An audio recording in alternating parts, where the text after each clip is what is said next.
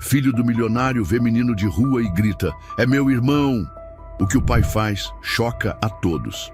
Mas o que vem depois escancara segredos enterrados, desfaz certezas e desencadeia uma verdade que ninguém estava pronto para enfrentar.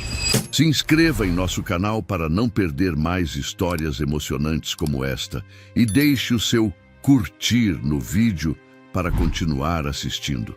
O farol piscava laranja quando Lucas se aproximou da janela do carro com uma caixa improvisada de papelão cheia de balas coloridas. Seu rosto estava sujo de fuligem e os olhos, ainda que pequenos, sabiam exatamente onde mirar para causar pena ou desconforto. Ele nem precisava falar. O silêncio e os pés descalços já gritavam por ele. Dentro do SUV preto com vidros escuros, Miguel, de 10 anos, mexia no celular sem prestar atenção. Mas quando ergueu os olhos e viu aquele rosto do lado de fora, algo em seu corpo travou. "Pai", Miguel sussurrou, virando-se lentamente para o banco da frente. "Pai, olha para cá." Ricardo Bastos, empresário conhecido nacionalmente, estava ao telefone com seu assessor jurídico, discutindo cláusulas de um novo contrato. Ele sequer ouviu. "Pai, olha!" O grito cortou o ar abafado do carro como um soco. Ricardo finalmente virou o rosto, irritado, mas quando olhou para onde Miguel apontava, sua expressão congelou. O menino do lado de fora segurava um pacote de balas e olhava fixamente para dentro do carro. Era como olhar para uma versão mais jovem de Miguel, mas com olhos endurecidos pela rua. "É meu irmão", Miguel murmurou, baixo, certo. Ricardo abriu a boca, mas nenhuma palavra saiu. Antes que qualquer reação pudesse vir, um apito estridente rasgou o ar. Um guarda de trânsito se aproximou. Vamos andando!" Gritou o homem, empurrando Lucas com o cacetete. "Já falei para não ficar aqui, moleque!" Lucas tropeçou, caiu no asfalto quente, espalhando as balas pelo chão. O semáforo abriu. Os carros começaram a buzinar. Ricardo ligou o motor. Miguel gritou de novo. "Pai, para! Ele caiu! Pai, ele é meu irmão!" Mas o carro já se movia. O retrovisor mostrou Lucas deitado, juntando as balas com mãos trêmulas, enquanto o cachorro de rua se aproximava e lambia seu rosto, tentando consolá-lo. Miguel chorava em silêncio. Ricardo não disse nada. O carro seguiu. 30 minutos depois, Ricardo estava de pé em sua sala de estar, o telefone ainda pendurado na mão. O som de Miguel chorando trancado no quarto ecoava pelos corredores silenciosos da cobertura luxuosa. Mas Ricardo só via o rosto daquele menino, os olhos, a boca, o formato do nariz. Ele tropeçou até o bar, serviu-se de uísque e encarou o próprio reflexo no espelho. De repente, uma imagem antiga invadiu sua mente. Mariana, a assistente que ele demitiu anos atrás, grávida. Mentira, ele sussurrou para si mesmo. Ela teria dito, mas ela não disse. Só saiu sem olhar para trás. Enquanto isso, do outro lado da cidade, Lucas lambia o próprio machucado no joelho, enquanto seu cachorro, Trovão, se deitava a seu lado. Eles estavam debaixo de uma marquise, onde o vento soprava o cheiro de gordura de um restaurante próximo.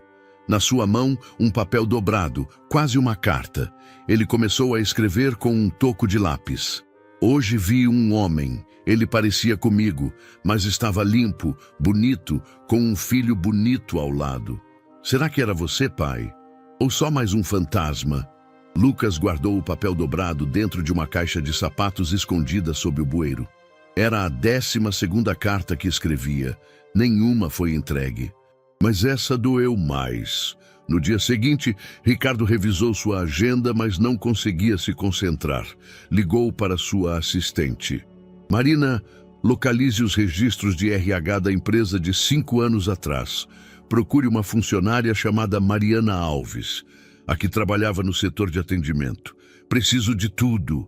Silêncio do outro lado. "Mas, senhor, essa foi a funcionária que..." Marina hesitou. "Aqui entrou com processo trabalhista e depois sumiu. Morreu, lembra?" Ricardo largou o telefone. Uma vertigem percorreu seu corpo. Morta? Miguel estava certo então. A imagem do menino no asfalto voltou como um pesadelo em alta definição. O empurrão do guarda, as balas no chão, o cachorro. Ele se afundou no sofá, sentindo o peso de algo maior do que ele poderia controlar. Ficou ali em silêncio. Só o som da cidade lá fora preenchia o vazio que começava a crescer dentro dele. O sol começava a se esconder por trás dos prédios tortos, quando Lucas cruzou a avenida correndo, com o resto das balas amarradas no elástico da cintura. O calor do asfalto ainda queimava os pés descalços, mas ele nem ligava. A calçada da Rua 15 o esperava, do mesmo jeito que todos os dias. Meio quebrada, meio esquecida, com cheiro de óleo e promessas que ninguém cumpriria. No vão entre a banca de jornal abandonada e a parede lateral de um mercadinho, ele abaixou, afastou o tapume de zinco com cuidado e puxou a grelha do bueiro com as mãos já marcadas de sujeira.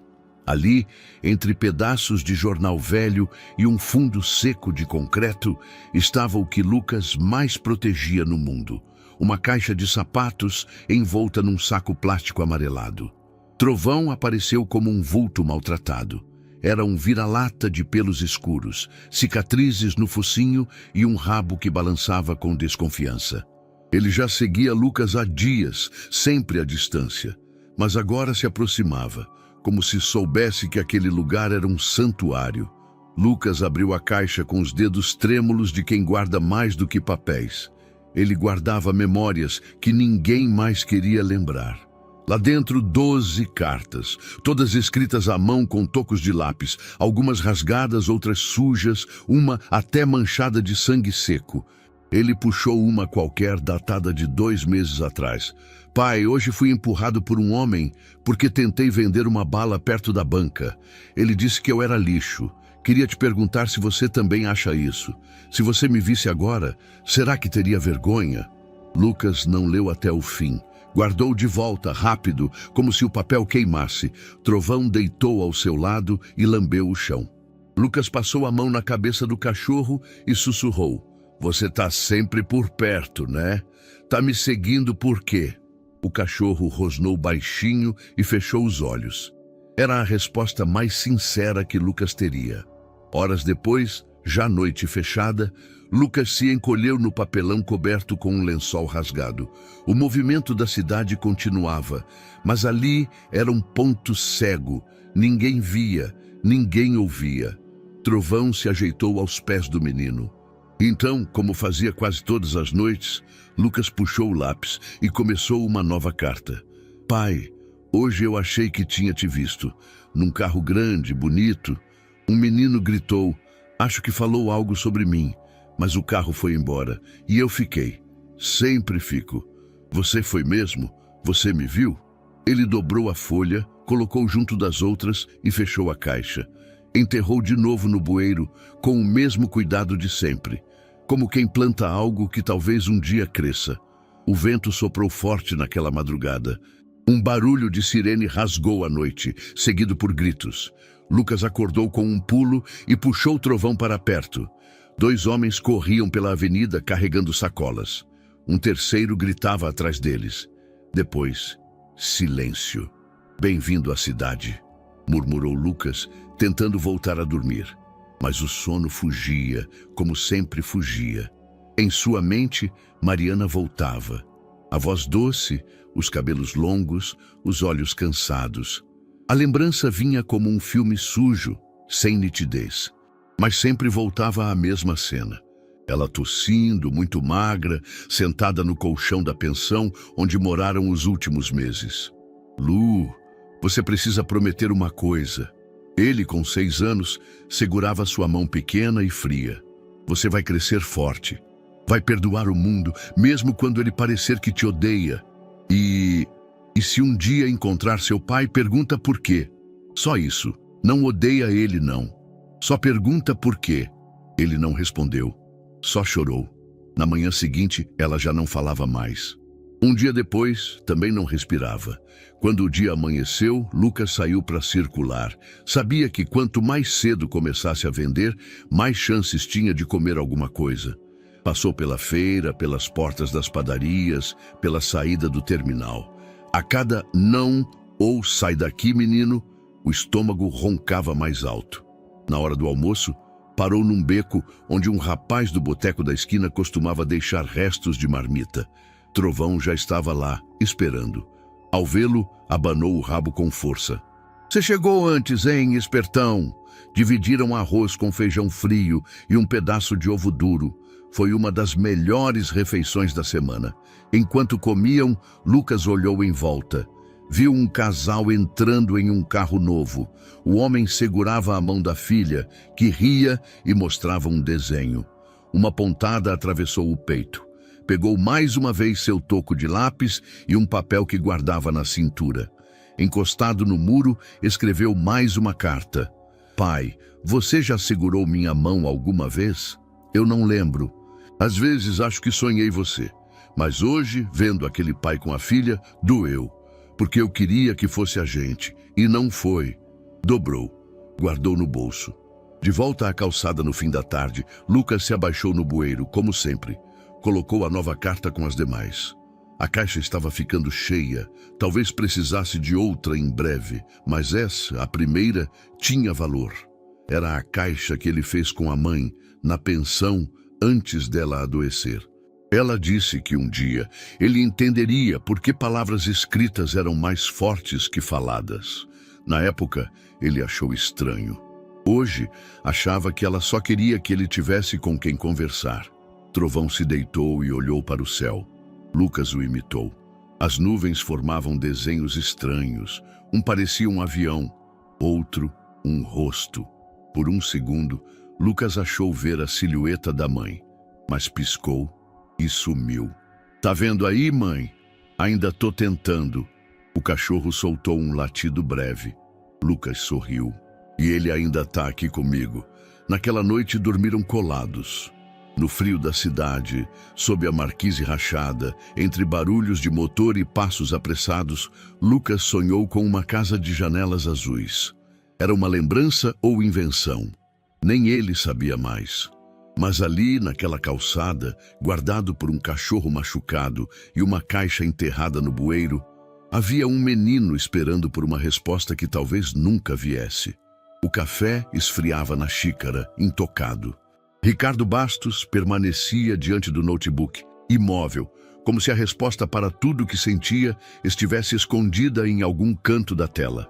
Desde o momento em que o SUV cruzara o semáforo e deixara aquele menino no chão, algo dentro dele havia se deslocado.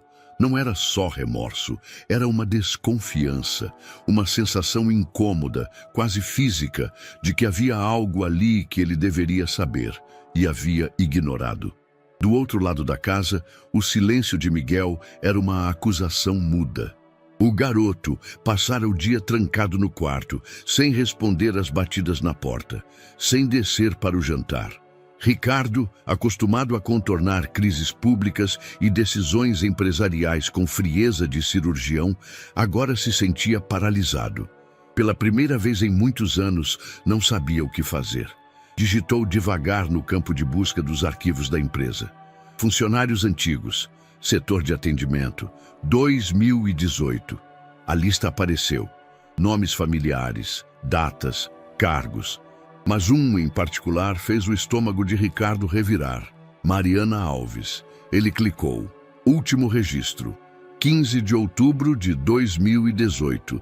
Desligada sem justa causa. Nenhuma anotação detalhada no histórico, nenhuma recomendação, nenhum comentário pessoal. Ricardo estreitou os olhos. Mariana? Ele lembrava dela vagamente. Jovem, eficiente, sempre discreta. Mas por que fora desligada?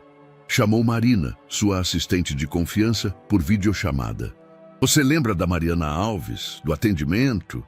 Isso foi há uns 7 anos. Marina pensou por um segundo. "Lembro vagamente. Teve uma confusão com a supervisora, se não me engano. A demissão foi meio rápida. Tudo foi meio abafado. Quero tudo sobre ela. Ficha completa, avaliações, e-mails, mensagens internas. Se tiver atas de reunião ou anotações, me manda também." Certo. Posso perguntar por quê? Não.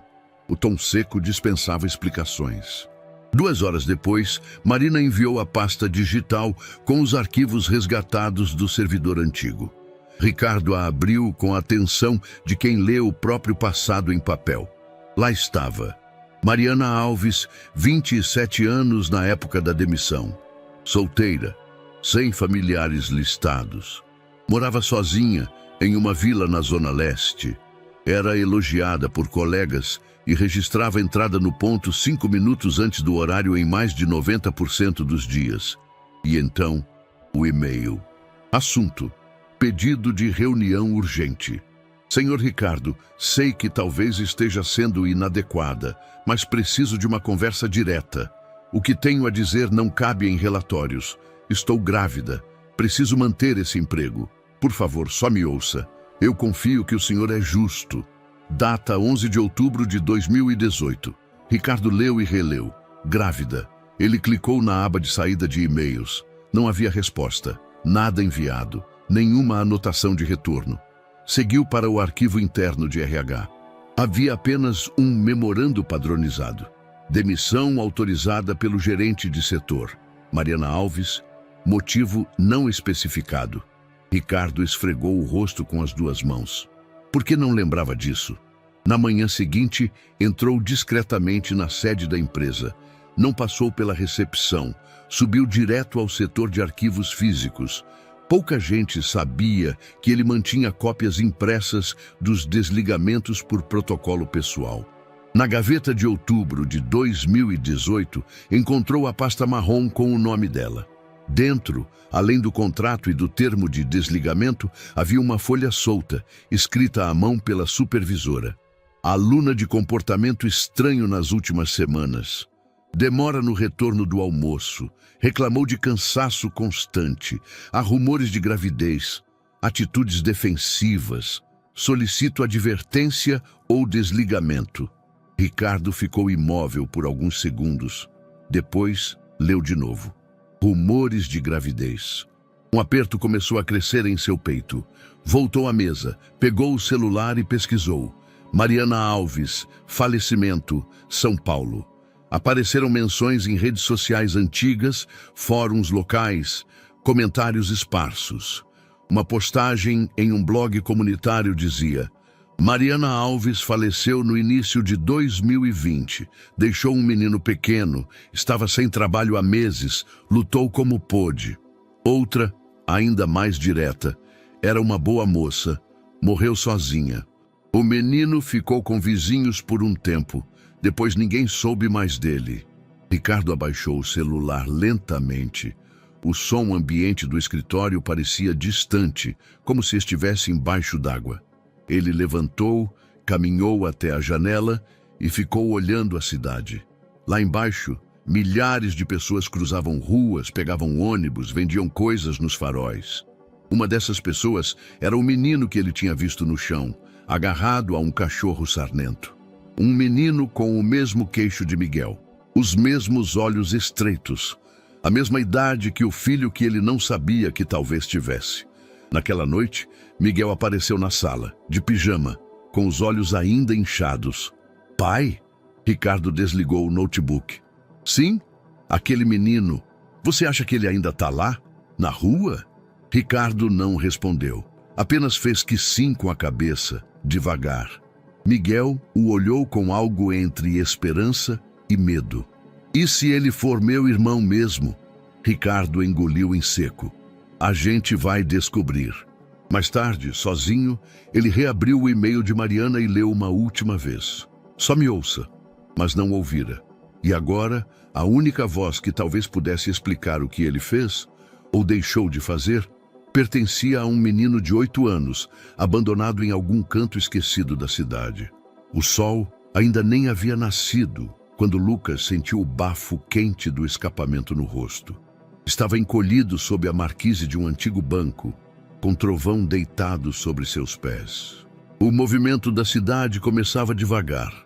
Carros rasgando o silêncio, buzinas solitárias, cheiro de diesel e pão assando ao longe. Ele espreguiçou-se devagar empurrou o cachorro para o lado e espiou a rua. Havia um número incomum de viaturas logo à frente.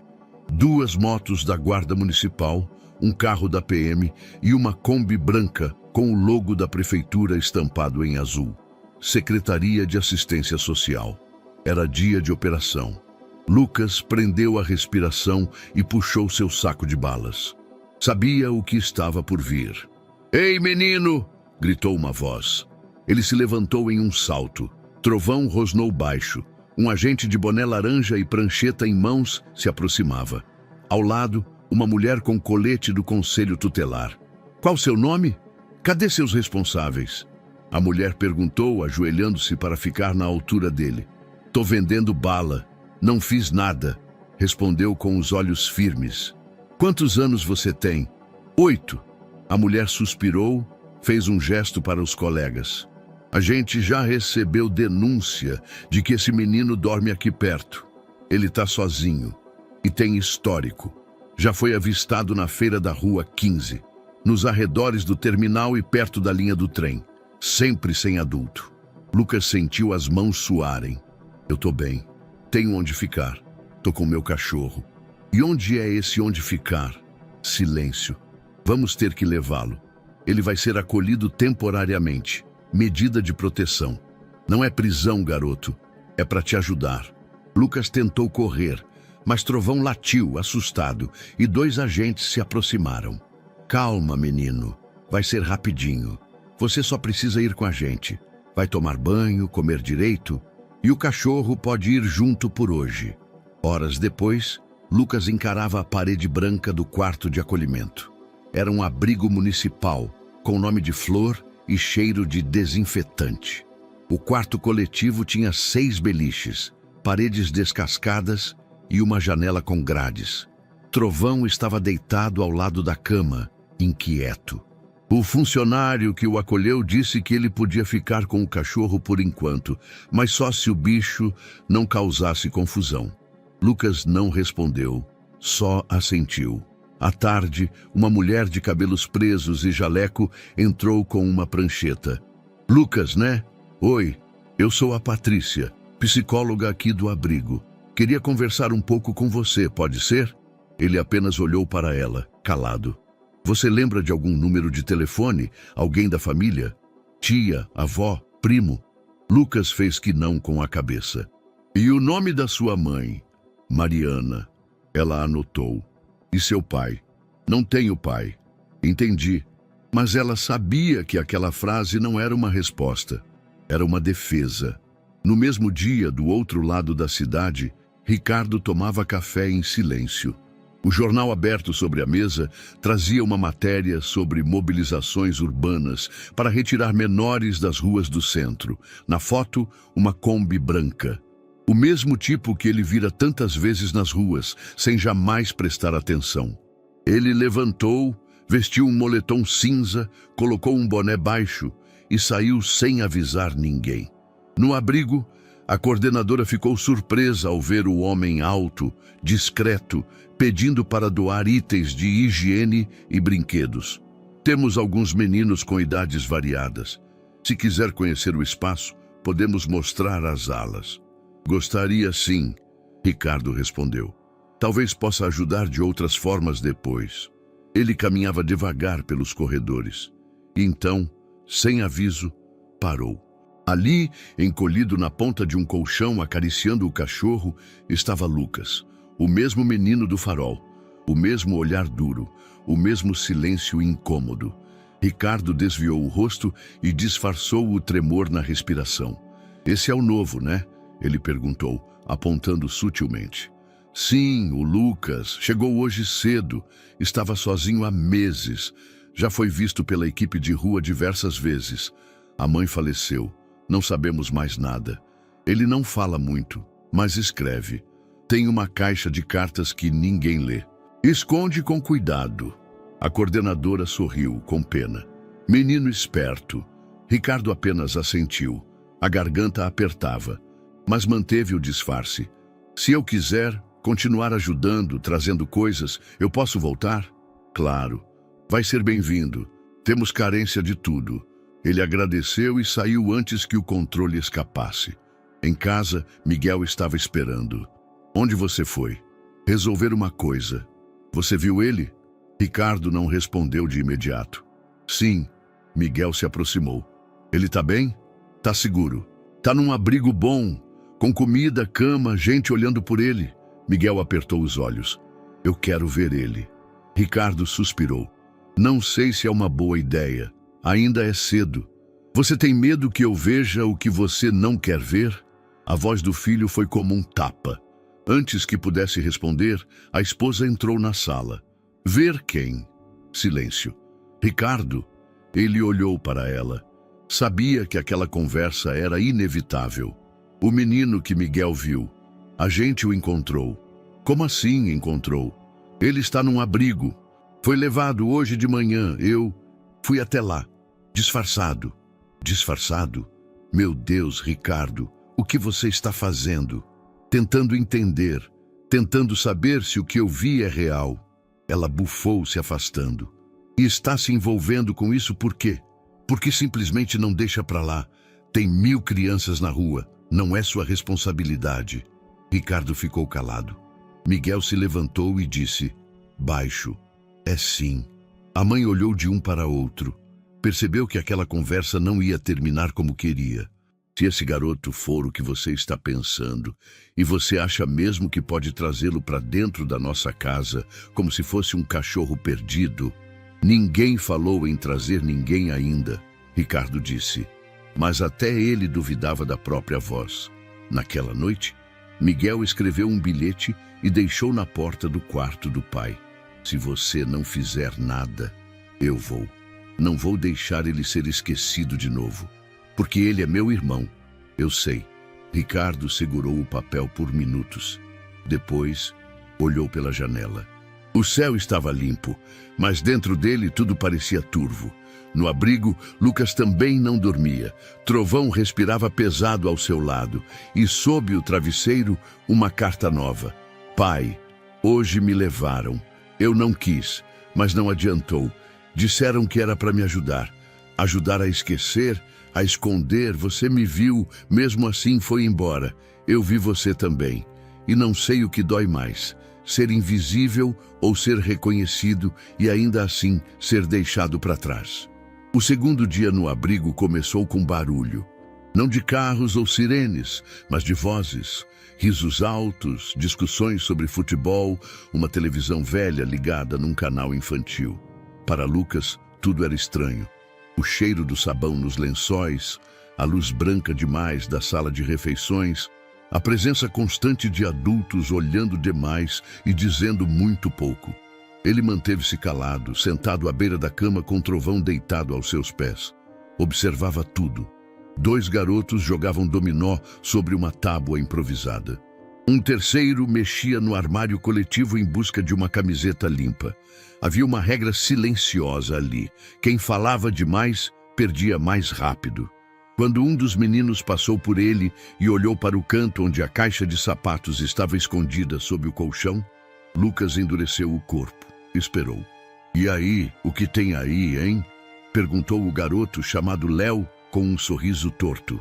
Devia ter uns 10 anos, magro e com o cabelo raspado. Lucas ficou em silêncio. Tá escondendo o quê, hein? Dinheiro? Celular? Não é da sua conta. Léo riu. E olha o valentão. Na manhã seguinte, enquanto todos estavam no pátio, Lucas voltou para o dormitório e puxou a caixa debaixo da cama. Contou as cartas. Uma faltava. O estômago revirou. Olhou ao redor e viu Léo no canto, com um papel na mão, rindo. Pai, hoje eu vi um homem num carro bonito. Léo começou a ler alto, zombando. Que é isso? Tá escrevendo para novela? Lucas voou em cima dele como um raio. Os dois caíram no chão, socos trocados, gritos. Outros meninos correram, alguns riram, outros tentaram apartar. Foi preciso um funcionário entrar para separá-los. Lucas estava com o lábio cortado. Léo com o nariz sangrando. A caixa de cartas jazia aberta no chão, as folhas espalhadas. Trovão rosnava baixo no canto da sala, sem saber se atacava ou se protegia. O que está acontecendo aqui? Perguntou uma voz firme. Era uma mulher de cabelos soltos, blazer marrom e olhos que não piscavam. Ela entrou como quem já conhecia aquele tipo de confusão. Eu sou Camila, psicóloga do abrigo. Quem começou? Léo apontou. Ele me bateu de graça. Lucas, ainda respirando com dificuldade, respondeu. Ele roubou minhas cartas. Camila olhou para o chão. Pegou uma das folhas, leu em silêncio por um segundo e depois guardou num envelope. Vamos conversar, Lucas. Agora. Na sala da psicóloga, o ar era mais calmo. Um mural com desenhos infantis, uma estante de livros e uma jarra de suco sobre a mesa. Lucas sentou-se, desconfiado. Trovão ficou deitado ao lado da porta, alerta. Você escreve há quanto tempo? Não sei. São cartas para seu pai? Não tenho pai. Camila sorriu de leve, como quem entende que respostas são apenas barreiras. Posso ler uma delas?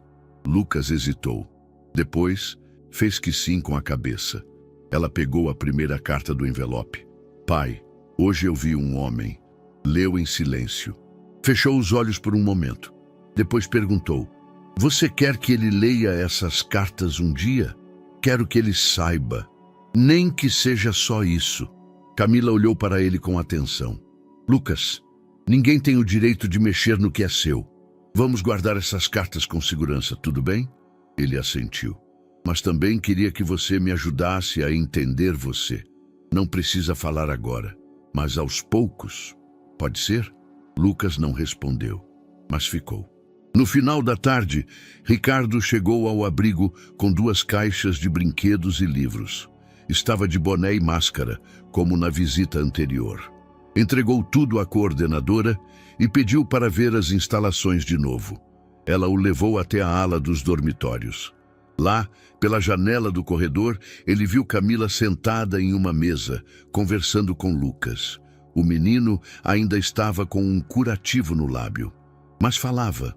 Pouco, mas falava. Ele teve um episódio hoje, disse a coordenadora. Entrou em conflito com outro menino, mas Camila está conseguindo quebrar a casca. Aos poucos.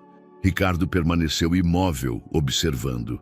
Você quer conhecê-lo pessoalmente? Ela perguntou. Ele negou com a cabeça. Ainda não, mas quero continuar vindo. Posso? Claro. Sua ajuda está sendo importante. Ricardo agradeceu, mas não explicou por quê. À noite, Camila levou Lucas até a sala de leitura. Sentaram-se em almofadas no chão. Eu não gosto de brigar, ele disse, do nada. Eu sei, mas às vezes a gente só sabe se defender do jeito que aprendeu. Lucas abaixou os olhos. Camila estendeu um caderno novo. Pode usar esse para continuar escrevendo se quiser. Quando quiser me mostrar, eu leio. Se não quiser, tudo bem também. Lucas pegou o caderno como quem recebe algo precioso. E o cachorro? Pode continuar com você. Ele parece cuidar bem de você. Ele é o único que sempre ficou. Camila sorriu, mas os olhos estavam úmidos. No dia seguinte, na cobertura da família Bastos, Miguel estava à mesa do café. A mãe lia uma revista. Ricardo lia e relia o mesmo parágrafo de um jornal. Ele está bem? Miguel perguntou. Ricardo assentiu. Eu posso ir lá? A mãe largou a revista. Miguel, já falamos sobre isso. Você está se envolvendo demais. É perigoso. Não é seu problema. Ele é meu irmão. Você não tem certeza disso, mas eu sinto. Ela olhou para Ricardo. Você vai mesmo deixar isso acontecer?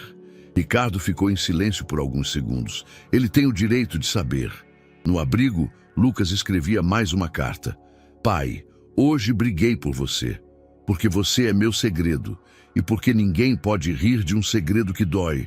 Mas também conheci uma mulher que escutou. Não sei se ela acredita, mas ela escutou. Foi a primeira vez em muito tempo que alguém não tentou me calar. Ele fechou o caderno. Trovão deitou a cabeça sobre o pé dele. O mundo ainda era duro, mas agora havia brechas. A caixa de sapatos estava embaixo do colchão, como sempre. Mas, naquela tarde abafada, Lucas decidiu reorganizar o conteúdo. Sentou-se no chão da sala de leitura, afastado das outras crianças, com Trovão deitado aos seus pés. Separou as cartas mais antigas, as mais recentes e as que não conseguia terminar. Foi quando a foto caiu no chão. Era pequena, meio desbotada. Um recorte com bordas irregulares, como se tivesse sido arrancado de um porta-retrato ou cortado às pressas. 2 adultos sorriam para a câmera. Uma mulher jovem de vestido simples, Mariana, e ao lado dela, um homem elegante de terno claro, cabelo penteado para trás, mais novo, mas inconfundível. Ricardo Bastos. Lucas pegou a imagem com cuidado. Não lembrava exatamente de como ela chegara até ele. Provavelmente estava entre os pertences da mãe, no fundo da sacola de lona que ela chamava de Caixa da Verdade. Depois da morte dela, ele guardou tudo junto. Roupas, documentos, cartas e aquela foto. Camila entrou na sala pouco depois. Trazia 2 livros e um pacote de biscoitos. Quando viu Lucas com a foto na mão, parou. "Posso ver?" Ele hesitou. Depois estendeu a imagem. Ela pegou com cuidado. Por alguns segundos não disse nada. Apenas olhou fixamente para o homem ao lado de Mariana. "Você sabe quem é esse? É minha mãe. O homem, eu vi ele num carro." Camila sentou-se lentamente ao lado do garoto. Trovão levantou a cabeça, atento. "Esse homem é muito conhecido. Trabalha com empresas grandes. Eu já o vi em eventos. Ele se chama Ricardo Bastos." Lucas apenas assentiu. "Você lembra da sua mãe falando sobre ele?" "Não, mas ela chorava às vezes quando mexia nas coisas antigas." Camila segurou a foto mais um pouco. Depois, devolveu ao menino. "Pode guardar. A foto é sua. Mas se você permitir, gostaria de conversar com alguém sobre isso. Alguém que talvez possa nos ajudar a entender melhor." Lucas franziu a testa. "Você vai contar para ele?" "Ainda não. Só quero saber se ele sabe de você." "E se ele não quiser saber?" Camila pensou antes de responder. "Então será a escolha dele, mas você tem o direito de ser visto e lembrado." No final daquele dia, Camila pediu para falar com a coordenadora. "Preciso de 15 minutos com o senhor Ricardo Bastos. Em particular, o quanto antes." A coordenadora a olhou com surpresa. "Achei que ele vinha aqui só como doador." "Não é só isso. Tenho uma suspeita. E a criança tem o direito de saber quem é." 3 dias depois, Camila entrou no café onde Ricardo esperava. Estava sentado no fundo do salão, com os óculos de leitura apoiados sobre os documentos. Quando ela chegou, levantou-se com educação. "Doutora Camila." "Ricardo." Sentaram-se. Ela abriu a bolsa, tirou um envelope e colocou sobre a mesa. "Encontrei isto entre os pertences de Lucas." Ele hesitou antes de abrir. Ao ver a foto, parou. Os olhos se estreitaram, os ombros endureceram. "Isso não é possível." "Mas é." Ricardo passou a mão pelo rosto. "Essa foto foi tirada na confraternização da empresa. Mariana, ela me pediu uma foto no final do evento. Eu não lembrava disso." Camila manteve o olhar fixo. "E ela estava grávida. Ela não me disse, nunca. Só foi embora. Entrou com um processo. Depois, silêncio. E agora, essa criança está no seu campo de visão, num abrigo, com uma caixa de cartas onde todas são endereçadas a um pai que nunca respondeu." Ricardo apertou os olhos. "Eu nunca soube. Mas agora sabe." Silêncio. "Ricardo, o que pretende fazer?" Ele balançou a cabeça indeciso. "Eu não posso simplesmente aparecer. E se não for? E se for um erro? Eu sou uma figura pública, um passo em falso e uma criança continua sem pai." As palavras vieram secas, diretas. "Ele já reconheceu você," Camila disse. "Não, com certeza. Mas ele viu e sentiu e guardou essa foto por anos. Isso é mais do que pista. É um pedido." Ricardo respirou fundo. "Preciso de tempo. Tempo é o que ele não tem. Ele está com medo. Desconfia de todos, até de mim. E se não for meu filho? Então será só mais uma dor não resolvida. Mas e se for? Vai deixar ele passar por mais um abandono?" Ricardo não respondeu. Naquela noite, de volta ao apartamento, Ele ficou horas sentado no escritório. Revirou arquivos antigos, leu e-mails da época, viu novamente a planilha de desligamentos. Lá estava o nome dela, Mariana Alves, e a data da saída, 15 de outubro de 2018. Miguel dormia. A esposa estava no quarto ao telefone com a mãe. Ricardo abriu uma pasta no computador e arrastou a imagem digitalizada da foto ao centro da tela. Ampliou o sorriso dela, o braço dele apoiado nas costas dela. Como não percebeu? Ou será que percebeu e fingiu não ver? No abrigo, Camila devolveu a foto a Lucas. Ele viu e ele ficou em silêncio, mas não negou, nem fugiu. Lucas abaixou os olhos. Ele vai vir aqui? Ainda não, mas eu vou continuar tentando. Lucas dobrou a foto com cuidado e guardou no fundo do caderno. Quando minha mãe morreu, ela não pediu para eu achar ele. Só disse, um dia ele vai saber. E aí, ele vai decidir. Camila olhou para o menino com a admiração que se tem por alguém que já viveu mais do que deveria. E você, o que decide? Lucas respirou fundo. Eu espero. No dia seguinte, a coordenadora chamou Camila. A imprensa está sondando. Alguém ouviu dizer que um empresário tem frequentado o abrigo. Já estão especulando nome, motivos. Camila apertou os lábios. Isso pode sair do controle. Já está saindo. Ricardo recebeu 3 ligações de jornalistas nas últimas 24 horas. Todas com variações da mesma pergunta. Senhor Bastos, pode confirmar que está envolvido pessoalmente com um caso de adoção no centro da cidade? Ele desligou cada uma delas sem responder. Mas dentro de si, a pressão só crescia. O mundo que ele conhecia estava começando a se mover. E não havia mais espaço para certezas. Apenas para decisões. O envelope estava sobre a mesa, lacrado com um selo discreto do laboratório Genética. Nenhum logotipo chamativo, nenhuma palavra além de confidencial. Ricardo o observava como quem encara um veredito. Do outro lado da cidade, Lucas, em sua cama do abrigo, rabiscava mais uma carta sem saber que parte de sua história já começava a se decifrar no papel de alguém mais. A ideia do exame surgiu da própria Camila, em uma reunião privada com Ricardo, após a pressão da imprensa começar a ferver. Havia rumores em redes sociais. Blogs de fofoca falavam de um executivo misterioso que estaria prestes a adotar uma criança de rua. Nenhum nome era citado, mas todos sabiam quem era o único homem visitando aquele abrigo com frequência incomum. Se você quiser fazer isso, Camila disse, tem que ser agora, antes que se torne um circo. Ricardo não respondeu de imediato. Estava cansado, esvaziado, mas consentiu com um aceno. O processo foi rápido. Um médico de confiança compareceu ao abrigo, alegando estar ali para uma triagem de rotina. Coletou amostras de saliva de Lucas e, discretamente, uma mecha de cabelo da escova de Miguel que Ricardo trouxera escondida numa sacola de papéis recicláveis. A coleta dele próprio foi feita na clínica, às escondidas. Lucas estranhou o procedimento. É exame de saúde? Perguntou desconfiado. É para saber mais sobre você. Pode ajudar a encontrar parentes, respondeu Camila com cuidado. Lucas apenas assentiu. Mas dentro dele, algo começou a se mover. Uma inquietação. Um sussurro de possibilidade. 2 dias depois, Miguel apareceu na sala de estar com uma ideia. Eu posso escrever para ele? Para quem?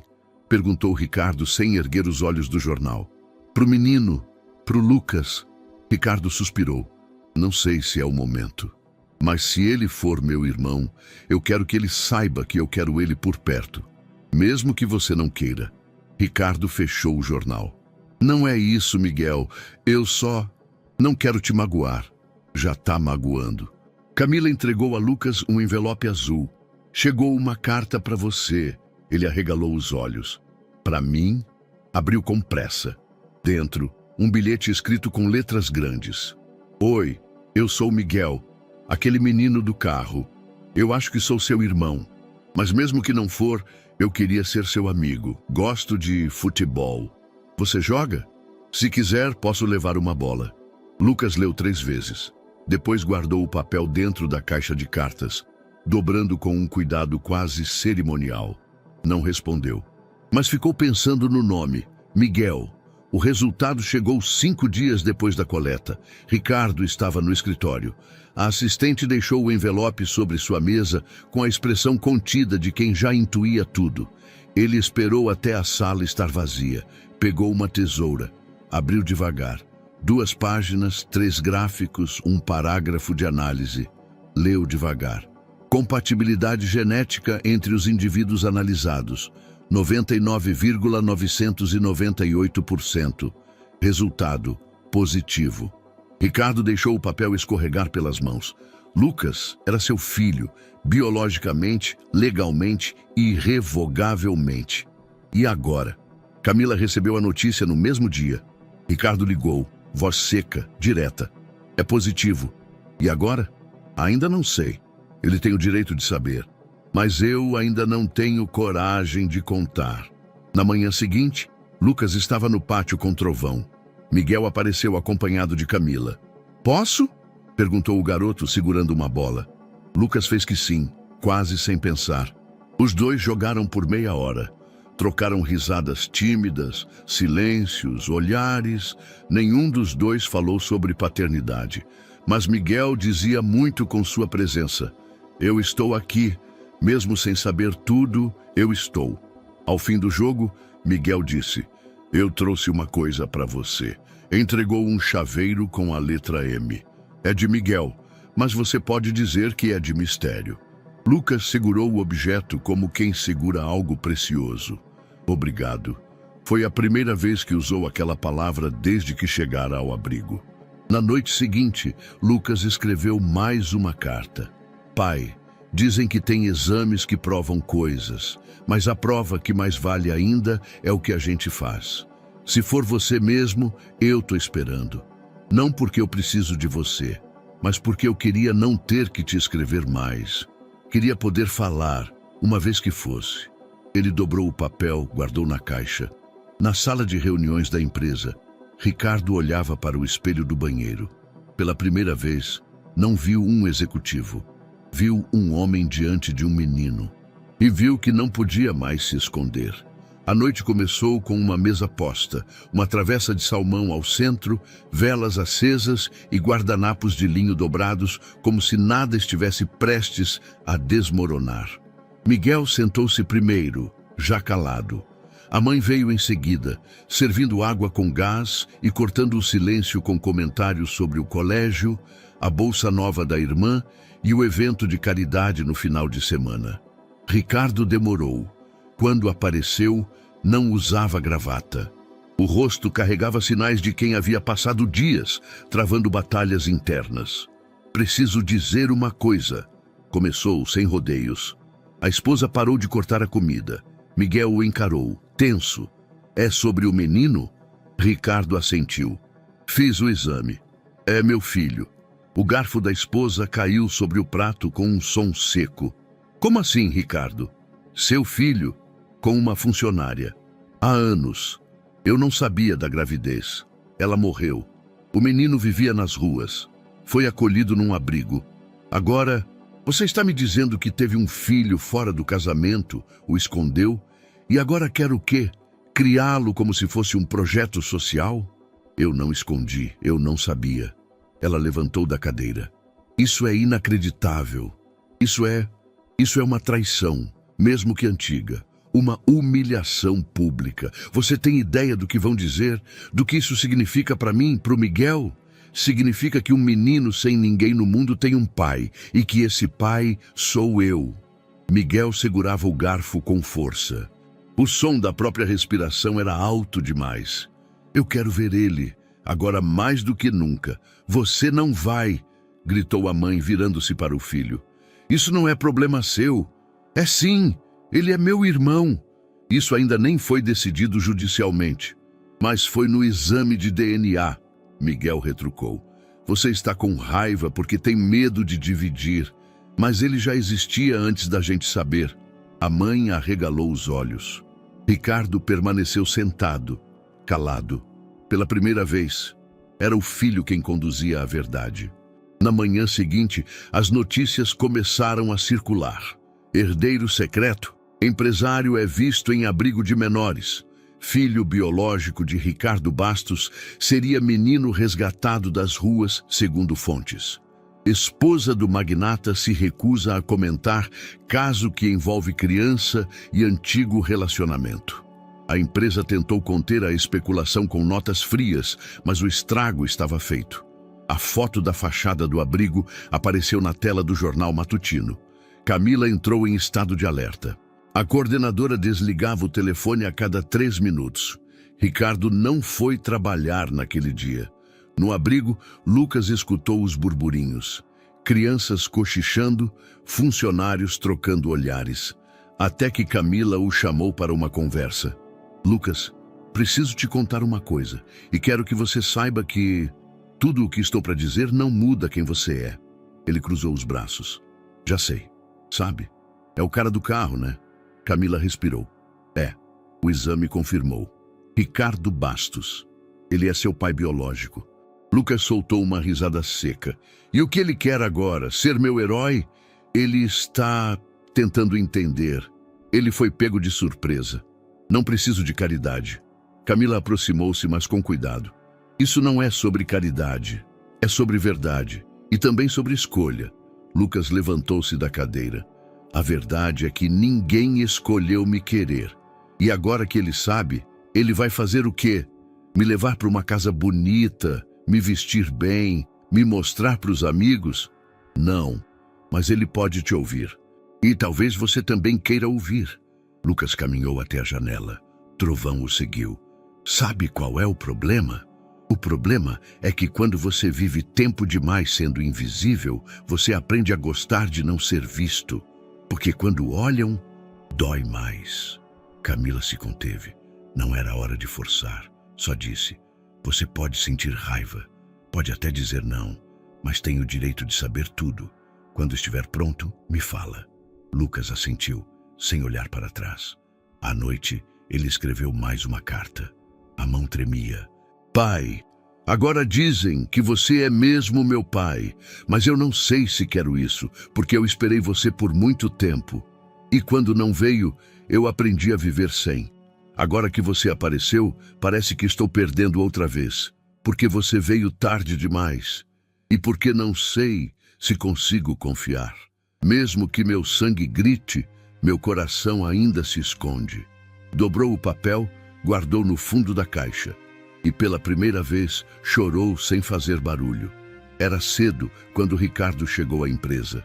O estacionamento ainda estava meio vazio, mas as primeiras cabeças já se voltavam para ele com uma velocidade desconfortável. Nenhum bom dia, nenhum aperto de mão, apenas olhares longos, secos, calculistas. Subiu direto à sala de reuniões. Quando abriu a porta, 5 acionistas já estavam sentados, com pastas abertas, tablets sobre a mesa e expressões duras. Precisamos falar sobre a exposição, disse logo o mais velho, sem rodeios. Não temos confirmação oficial de nada, rebateu Ricardo, tirando o casaco. Não precisamos. A imprensa não precisa de confirmação quando as imagens falam por si. Na tela do fundo projetaram a manchete. Milionário visita abrigo e garoto afirma, ele é meu pai. Estão dizendo que você vai adotar um menino das ruas, que ele é seu filho ilegítimo, que você o manteve escondido por anos. Eu não o escondi. Eu não sabia que ele existia. O público não pensa assim. O mercado também não. Outro acionista folheou relatórios de impacto. Perdemos 2 contratos ontem. Um patrocinador suspendeu a parceria por tempo indeterminado. Ninguém quer associar a marca a escândalo pessoal. Ricardo respirou fundo. O menino é real. E sim, é meu filho. Silêncio. Então o que pretende fazer? O que é certo? O que é certo para a empresa é você se afastar. As palavras chegaram como facadas. Querem minha renúncia? Temporária. Até a poeira baixar. Ricardo encarou cada um deles. Sentia o peso do próprio nome agora como um fardo. Era irônico. Passaram décadas construindo uma imagem e bastaram algumas fotos e especulações para rachar tudo. Na cobertura, a esposa assistia ao noticiário em silêncio. As palavras crise de imagem, paternidade fora do casamento e filho de rua apareciam em tons suaves, mas o subtexto era cortante. Ela desligou a TV antes que Miguel entrasse. Mãe, você viu? Vi. Estão falando dele como se fosse um problema. É o que ele se tornou. Não para mim. Ela suspirou. Filho, isso não é um filme. Isso é real. E coisas reais têm consequências. Pessoas vão julgar você, seu pai, até a mim. Tudo isso vira arma. Miguel se levantou. Se amar alguém virou uma arma, então estamos todos perdidos. Na escola, Miguel sentiu o peso das manchetes. Um grupo de colegas o cercou no recreio. É verdade que teu pai vai adotar um mendigo? Dizem que ele era filho de empregada. Vai ser tipo seu irmão bastardo? Miguel cerrou os punhos. Ele é meu irmão. E melhor que muito playboy idiota que fala sem saber. Um dos meninos riu. Relaxa, a gente só tá zoando. Mas a zoeira virou briga. 2 empurrões, um soco mal dado, uma advertência da direção. Quando Ricardo chegou à escola para buscá-lo, Miguel estava com o olho inchado e sem arrependimento algum. Eu defendi ele, disse, porque ninguém mais parece fazer isso. No abrigo, Camila entrou na sala de leitura com o notebook em mãos. Fechou a porta e sentou-se ao lado de Lucas. Preciso te mostrar algo. Ele se encolheu. É ruim? Não tudo, mas é sobre você. Está na internet. Estão falando. Precisamos conversar sobre isso. Ela abriu uma reportagem. No canto, uma foto antiga de Ricardo ao lado de Mariana. A legenda era sutil. Ligação entre executivo e ex-funcionária volta à tona após rumores de paternidade. Mais abaixo, uma imagem desfocada. Lucas no pátio do abrigo, com trovão ao lado. Quem tirou isso? Alguém com celular, funcionário, visitante, não sabemos. Lucas leu um comentário destacado. Se for verdade, pelo menos agora o menino tem chance. Mas que coincidência conveniente, né? Fechou o notebook. Já era, agora sou história para os outros. Não, você ainda é você e está aqui. Isso é seu. Eles vão achar que eu inventei tudo. Quem importa já sabe que você não inventou nada. Lucas cruzou os braços. Trovão se enroscou ao pé da cadeira. Eu só queria silêncio. E agora, até minha dor tem plateia. À noite, Ricardo sentou-se no sofá da sala, com Miguel ao lado. A esposa dormia. A casa estava em paz, mas tudo parecia prestes a ruir. Filho? Sim. Você acha que eu devia desistir? Miguel pensou. Eu acho que você devia fazer o que é certo, mesmo que doa, mesmo que demore. Ricardo respirou fundo. A imagem que eu tinha de mim mesmo rachou. Então começa a construir uma nova. A cama estava arrumada demais. O lençol esticado, o travesseiro alinhado, o cobertor dobrado com cuidado. Quem olhasse de relance pensaria que Lucas havia saído para o café da manhã e voltaria logo. Mas Camila sabia. Naquela ordem meticulosa havia uma despedida. O cachorro também não estava no abrigo. Ela percorreu os corredores 2 vezes. Conferiu o refeitório, a sala de leitura, até o depósito dos fundos. Nenhum sinal. A coordenadora confirmou. Ninguém o vira desde a noite anterior. O relógio marcava 7h20 da manhã. Camila sentiu o estômago se contrair. Ele fugiu. A coordenadora hesitou. Ele não levou nada? Camila olhou ao redor. Faltava a caixa de sapatos. A mesma que ele sempre escondia. A mesma que guardava cartas demais para serem esquecidas. Na rua, Lucas caminhava com pressa, mas sem rumo. O casaco rasgado cobria os ombros e Trovão trotava ao lado, atento a cada passo. A cidade era velha, conhecida. Sabia onde podia dormir sem ser incomodado.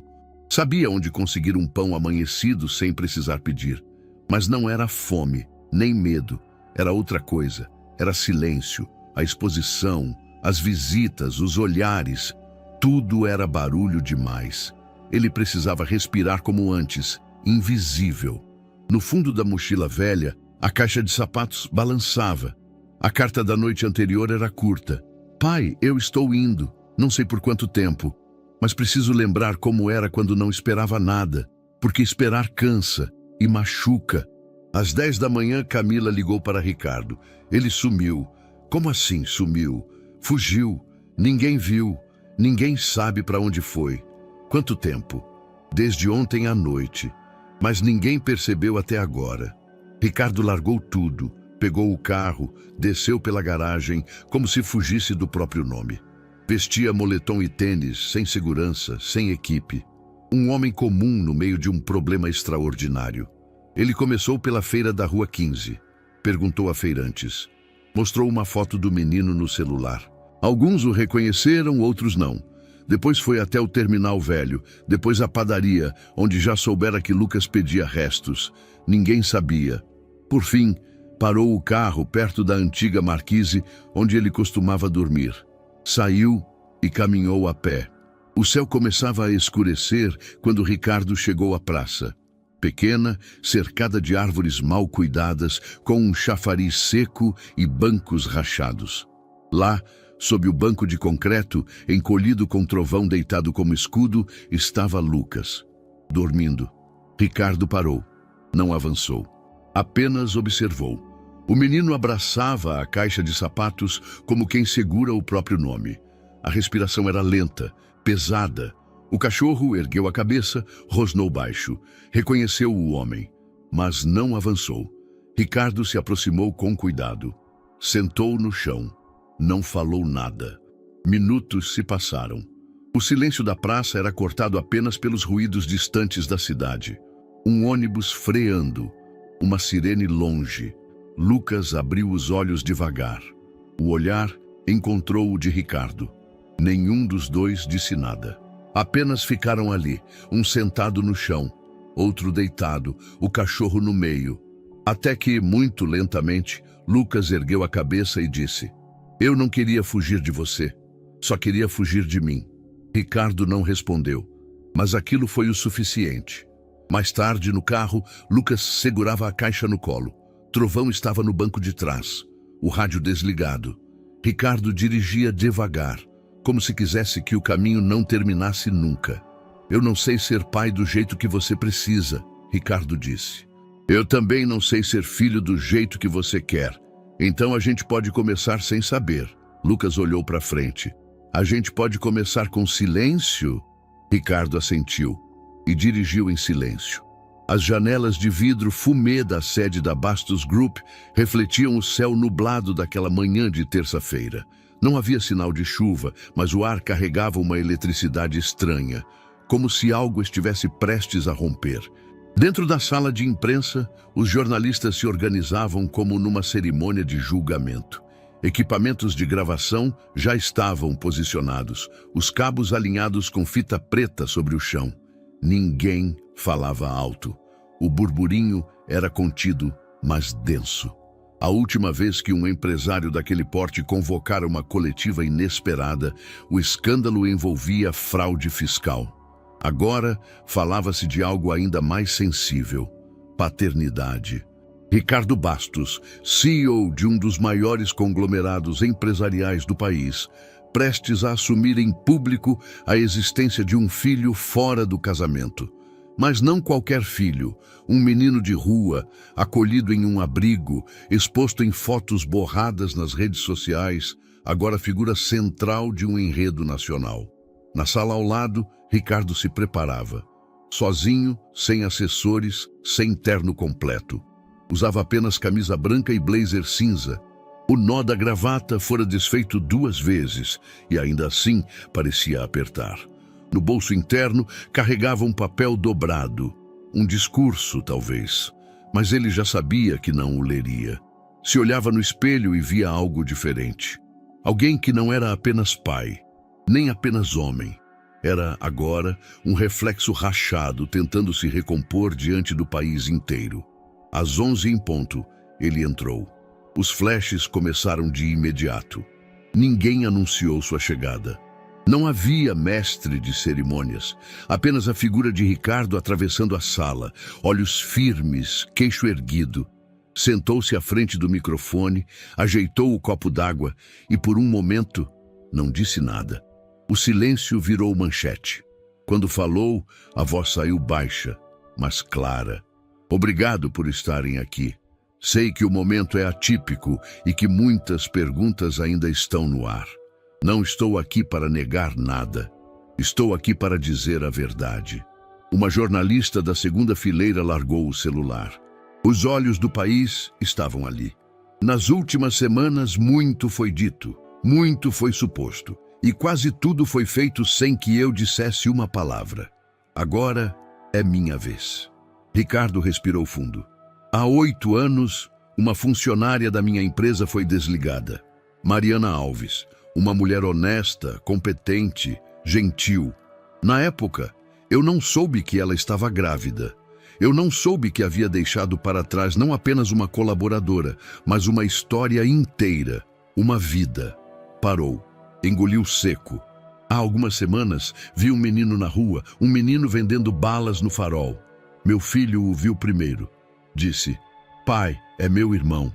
E naquele momento, algo em mim entendeu. As câmeras captaram o tremor nas mãos. Fiz um exame de DNA, não por descrença, mas por precisão. O resultado foi claro. O menino se chama Lucas e ele é meu filho. O burburinho aumentou. Ele prosseguiu. Eu cometi muitos erros, de omissão, de descuido, de ignorância. Mas não vou cometer o erro de fingir que ele não existe. Lucas é meu filho, e não importa de onde ele veio, ele está aqui. E eu escolho não mais me ausentar. Pela primeira vez, os olhos marejaram. Eu sei o que muitos vão pensar. Que isso é uma jogada de marketing, que é um ato de remorso, que é teatro, que estou perdendo minha reputação. Mas quero que fique claro, eu não estou perdendo nada. Eu estou ganhando um filho. Um silêncio tomou conta da sala. O que eu faço a partir de agora não é por imagem, é por vínculo. Não por status, é por verdade. Fez uma pausa longa. Olhou em direção à câmera, como se falasse apenas com uma pessoa. Lucas, se você estiver vendo isso, saiba que você não precisa me aceitar agora. Mas eu estou aqui, e pela primeira vez na vida eu estou tentando ser o que você precisa, não o que esperam de mim. Ricardo não respondeu perguntas. Levantou-se, tirou o microfone com cuidado e saiu da sala. Lá fora, a coletiva se espalhava como pólvora. A transmissão ao vivo foi cortada para todos os principais noticiários. Em poucos minutos, já era a notícia mais comentada do país. Ricardo Bastos chora ao assumir filho de ex-funcionária.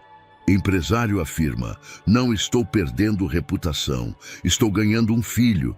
O país se divide, ato de coragem ou manobra emocional. Na cobertura, a esposa assistiu em pé. Não comentou. Apenas desligou a televisão e saiu do quarto. Miguel permaneceu ali, olhando para a tela preta. Ele não falou só com o país, murmurou. Falou com ele. No abrigo, Camila chamou Lucas. Tenho algo para te mostrar. O menino entrou devagar, com trovão em seus calcanhares. Camila ajustou o notebook sobre a mesa e deu play no vídeo da coletiva. Lucas assistiu inteiro, sem piscar. As mãos sobre os joelhos, a respiração presa. Quando o vídeo terminou, Camila não disse nada, apenas esperou.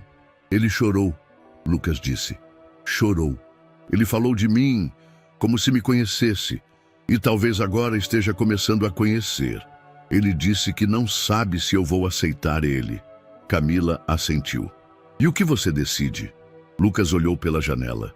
Ainda não sei, mas ele falou bonito. E não parecia mentira. Camila sorriu. Às vezes o coração não precisa de provas. Ele só precisa de tempo. O portão automático se abriu lentamente. Lucas observava tudo pela janela do carro. A casa era maior do que qualquer prédio que ele já vira por dentro. Jardim cortado milimetricamente, uma fonte esguia no centro, paredes claras demais. Parecia um lugar de filme, um lugar onde ele não pertencia. Trovão estava no banco de trás, inquieto, mas silencioso. Até o cachorro parecia desconcertado.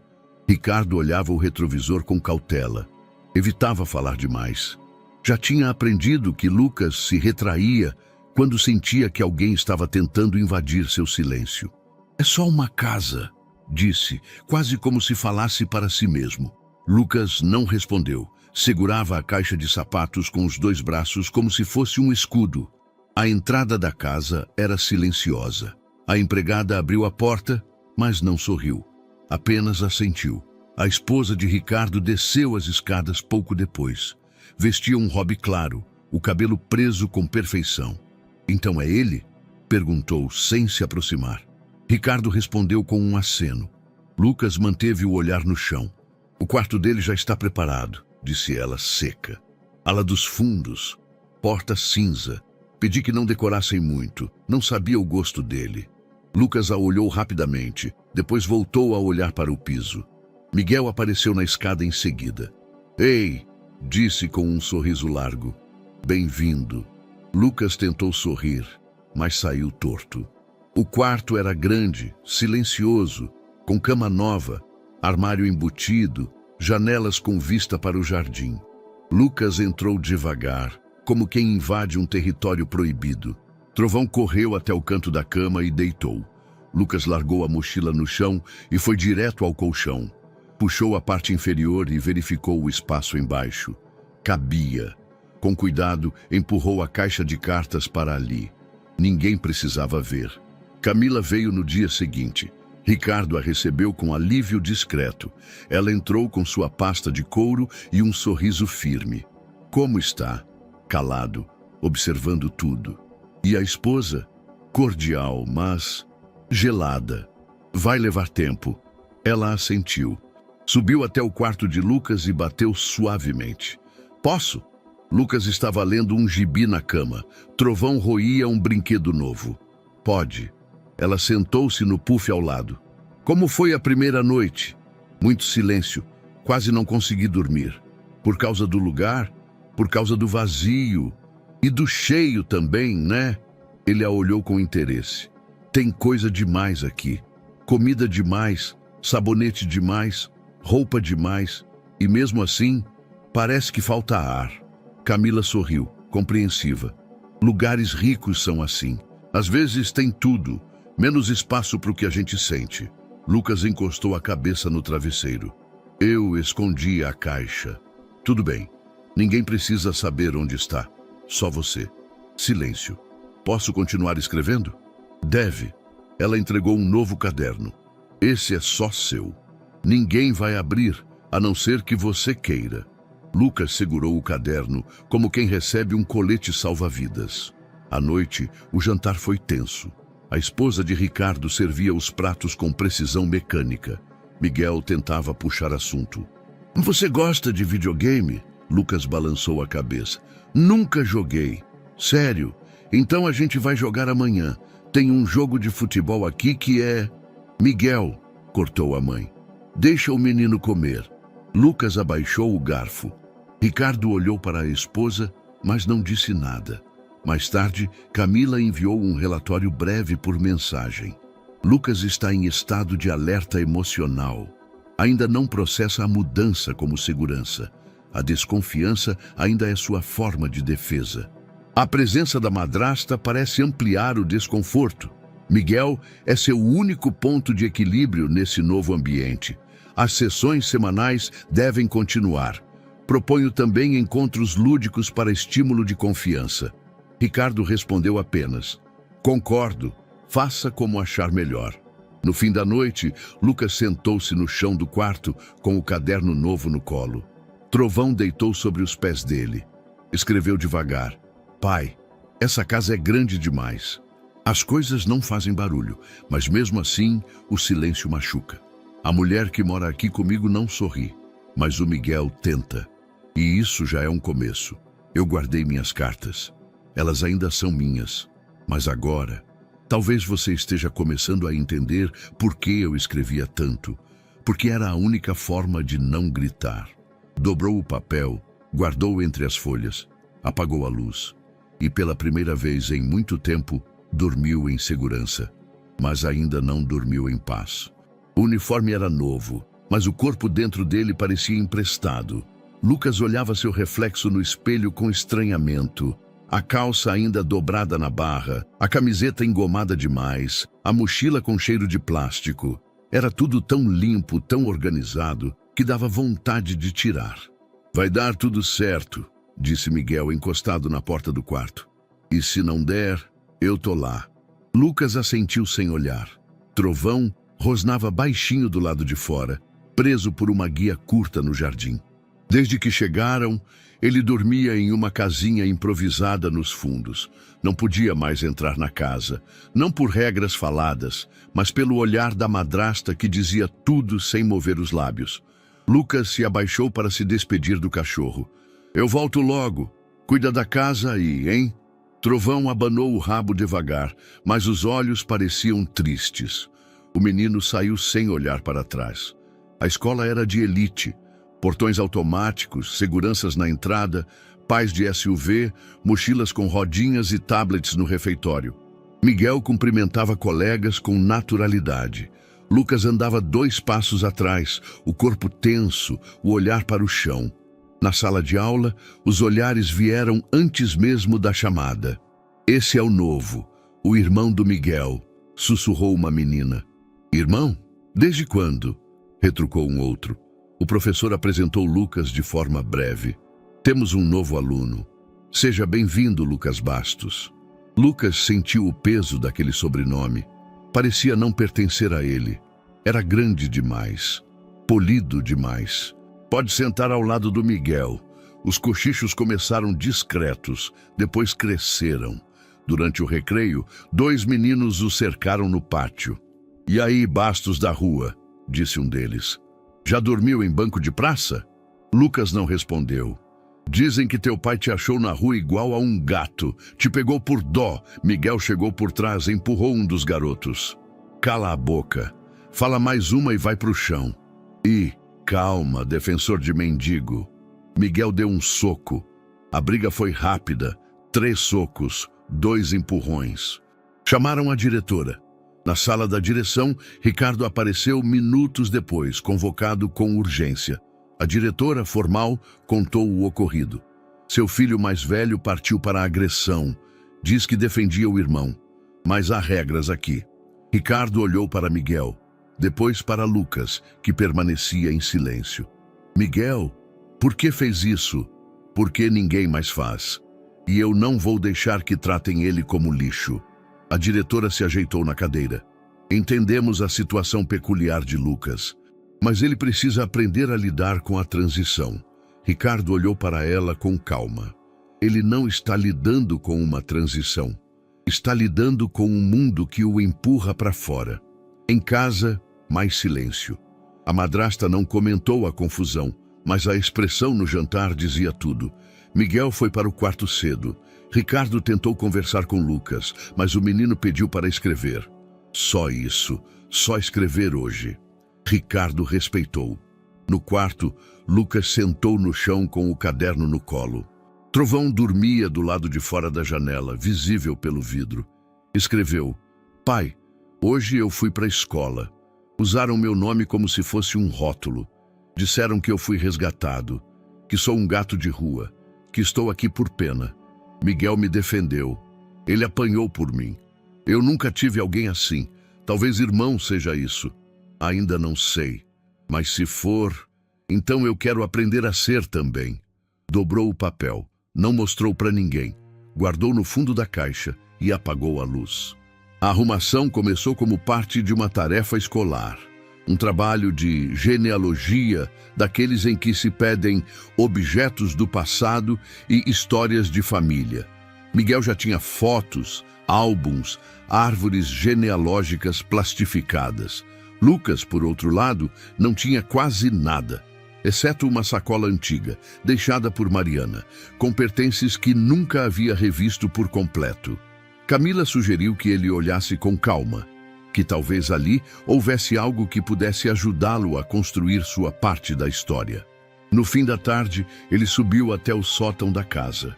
Ricardo tinha mandado guardar a tal sacola lá, entre caixas de livros velhos, quadros embalados e uma bicicleta esquecida. Lucas remexeu devagar. Havia uma camisa da mãe, ainda com cheiro de talco barato. 2 cadernos de anotações, uma carteira com documentos antigos. E no fundo, uma pequena caixa plástica com uma fita VHS. Etiqueta amarelada, com letras quase apagadas. Para Lucas, quando for grande. O coração apertou. Ele desceu com a fita nas mãos, como se carregasse uma peça de cristal.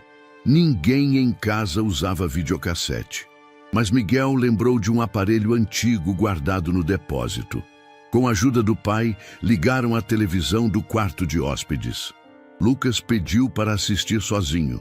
Fechou a porta, sentou-se no chão. Trovão deitou em silêncio ao lado. A imagem apareceu com ruído, som abafado. E então, lentamente, o rosto de Mariana surgiu na tela. Ela estava sentada em uma cama simples.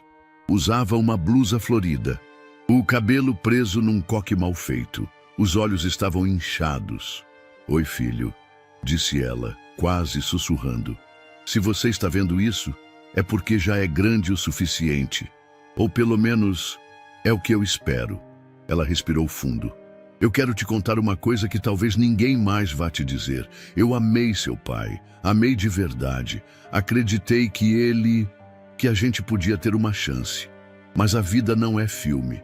Ele nunca soube que você existia. E talvez nunca saiba." Ela engoliu em seco. "Não contei porque tive medo. Medo de ser só mais uma. Medo de você crescer achando que não foi querido. E olha, talvez ele nunca venha. Mas não é porque você não vale. É porque ele não soube olhar. A câmera tremia. Alguém segurava por trás. Talvez uma amiga. Se um dia ele aparecer, escuta seu coração. Não o que dizem dele. E se ele não aparecer, escreve. Fala com Deus. Fala com a parede. Mas não guarda tudo aí dentro." Mariana sorriu. Um sorriso quebrado. "Você é a melhor parte de mim. E eu sinto muito não estar aí para te ver crescer. Mas se você guardar isso, se você lembrar de mim sem raiva, já é o suficiente." A fita parou. Lucas não piscava. Os olhos inundados, mas sem som. Trovão se aproximou, encostando o focinho em sua perna. Ele não chorou. Ele desabou. Camila chegou 1 hora depois. Ricardo ligou, preocupado com o silêncio prolongado. Ela subiu até o quarto de hóspedes, bateu, entrou. Lucas estava no chão, fita no colo, olhos vermelhos. Ela se ajoelhou ao lado. "O que era?" Ele entregou a caixa. "Era minha mãe. Ela gravou para mim, contando tudo. E doeu. Foi a primeira vez que escutei a voz dela desde que ela morreu." Camila o abraçou. "Você não precisa segurar tudo sozinho." Lucas chorou nos braços dela. Pela mãe, pelo abandono, pela ausência, pelo medo de esquecer o que nunca teve inteiro. Mais tarde, no quarto, escreveu: "Mãe, eu vi você hoje. Sua voz, seu rosto, sua tristeza e sua força. Você falou para eu escutar meu coração, mas ele ainda está aprendendo a falar. E quando fala, só sai grito. Ainda não sei se perdoo ele, mas eu te perdoo, porque você tentou, porque você me amou do seu jeito, e porque hoje, pela primeira vez, eu te senti de novo." Dobrou o papel, colocou na caixa, fechou e dormiu com a fita ao lado do travesseiro. A casa era cheia, mas o silêncio entre certos cômodos ainda era maior que qualquer barulho. Lucas já havia aprendido que nem toda distância é feita de metros. Às vezes, a maior distância que existe é entre 2 pessoas que se veem todo dia. Desde que chegou, ele sabia. A mulher de Ricardo não o queria ali. Não que ela dissesse isso. Não havia gritos, nem brigas. Mas ela falava com Miguel de um jeito e com ele de outro. Palavras curtas, respostas sem olhar nos olhos, comandos e silêncio. Por isso, Lucas passava a maior parte do tempo onde ela não estava. No quintal com Trovão, no quarto, na cozinha só depois que ela saía. Nos próximos dias, algo mudou. Miguel entrou no quarto animado. "Acho que minha mãe está mais calma." Lucas não entendeu. Como assim? Ela tá diferente. Tipo, não falou nada ruim hoje. E até me perguntou se você gostava de desenho. Lucas franziu a testa. Miguel sorriu. Vai ver, ela só precisava de tempo. Mas Lucas já conhecia o tempo e sabia que ele não consertava tudo. Às vezes, só escondia. No dia seguinte, foi à cozinha cedo. Estava com fome, mas também queria ver se conseguia pegar pão antes que alguém descesse. Quando entrou, ela já estava lá, sentada à mesa, mexendo em uma caixa pequena. Ele congelou na porta. Ela o viu, mas dessa vez não desviou o olhar. Bom dia, Lucas respondeu com um aceno. Pode pegar o que quiser. O pão ainda está quente. Ele foi até a bancada. Pegou um pedaço. Trovão o seguia de perto, como sempre. Eu gosto desse cachorro, ela disse de repente. Ele é calmo. Lucas não respondeu. Mas por dentro, aquilo já era diferente. Ela hesitou. Depois apontou para a caixa ao lado da caneca de chá. Você gosta de desenhar? Lucas olhou para ela, então para a caixa. Gosto sim. Ela tirou um estojo novo de dentro. Couro sintético, zíper vermelho, novinho. Comprei há um tempo. Não sabia para quem. Agora acho que é seu. Estendeu o estojo. Lucas ficou parado por alguns segundos. Depois pegou com as duas mãos. Obrigado, ela assentiu. Pode usar o que tiver aí. Tem lápis bons. Não quebram fácil. Ele apertou o estojo contra o peito. Estava sem saber o que fazer com aquele gesto. Tá bom. Saiu devagar. Quando chegou ao quintal, sentou ao lado de Trovão. Ela me deu isso, disse ao cachorro, mostrando o estojo. Disse que comprou faz tempo, só não sabia para quem. Trovão cheirou o objeto e depois deitou a cabeça sobre as patas. Eu acho que ela tem um segredo, tipo eu. Só que ela esconde de outro jeito. Naquela noite, Lucas viu a porta do quarto dela entreaberta. Passou devagar. E então, ouviu um barulho abafado, como uma respiração mais pesada. Ou talvez um choro contido. Ficou ali parado por um tempo. Não bateu. Não entrou. Mas algo dentro dele entendeu. No dia seguinte, Miguel contou algo que o pai já sabia. Mas Lucas não. Minha mãe perdeu um bebê antes de eu nascer. Lucas arregalou os olhos. Sério? É, eles nunca falam disso. Mas um dia escutei. Ela ficou mal por muito tempo. Por isso ela, sei lá, é fechada. Lucas abaixou os olhos. Então ela sabe como é perder, Miguel assentiu. E talvez por isso ela tem medo de gostar. Vai que perde de novo. Lucas ficou quieto. Mais tarde, ela passou pelo corredor e viu Lucas no chão, organizando lápis no estojo novo. Parou na porta. Observou por alguns segundos. Tá usando? Tô. Gostou? Lucas levantou o olhar. Sorriu. Um sorriso pequeno, mas verdadeiro. Gostei sim.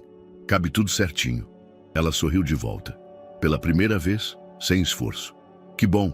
Depois virou e saiu. Mas antes de sumir no corredor, acrescentou. Se faltar alguma cor, me avisa. A noite caiu sem pressa naquela sexta-feira. Era um daqueles fins de dia em que a casa parecia maior do que realmente era.